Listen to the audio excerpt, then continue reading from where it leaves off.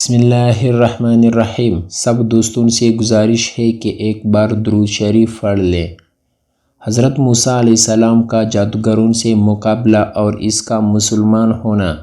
آخر جب وہ ہر طرح سے تنگ ہو گیا تو اس نے تمام ملک میں ڈنڈورا پھٹوایا، بڑے بڑے جادوگروں کو بلوایا، چاروں طرف ہر کاری دوڑ دے، اور عید کے دن سب کے سب میدان میں جمع ہوئے۔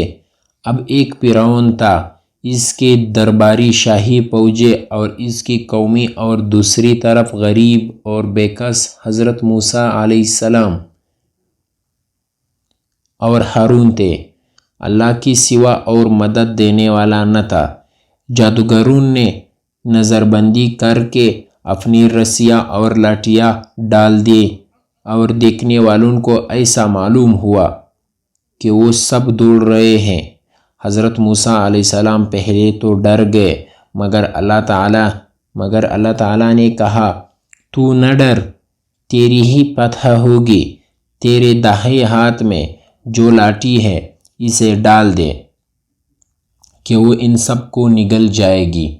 جو کچھ انہوں نے بنایا ہے یہ صرف جادو ہے۔ جہاں اللہ کا حکم آ جائے وہاں جادو کام نہیں کر سکتا۔ اب جو انہوں نے اپنی لاٹھی ڈالی تو وہ اثر دہا بن کر سب کو نگل گئے۔ جادوگروں نے جو دیکھا تو وہ سب کے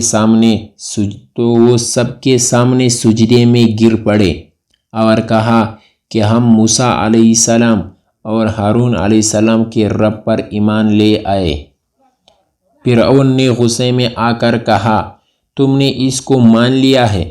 ابھی میں نے حکم نہیں دیا تھا، وہی تمہارا بڑا ہے جس نے تم کو جادو سکھایا ہے۔ تم سب نے مل کر یہ شرارت کی ہے۔ تم سب کے ہاتھ اور پاؤں کاٹ ڈالوں گا اور پھر سب کو سولی پر چڑھا دوں گا۔ مگر جادوگروں پر دھمکی کا کچھ اثر نہ ہوا۔ انہوں نے کہا، ہمیں کچھ پرواہ نہیں، ہمیں اپنے رب کے پاس جاتا ہے، اور تو بس اسی زندگی تک چل سکتا ہے۔ جو کچھ تجھے کرنا ہے کر لے۔ اے ہمارے پالنے والے، ہم تجھ پر ایمان لے آئے ہیں۔ جب ہم پر مصیبتیں آئے تو ہمیں صبر دینا اور دنیا سے مسلمان ہی اٹھانا۔ فرعون نے ان جادوگروں کو جو مسلمان ہو گئے تھے سولی پر چڑھا دیا اور ان کے ہاتھ پیر کٹوا دے۔ اتنی تکلیفوں کی ہوتے ہوئے پھر بھی وہ ایمان پر قائم رہے۔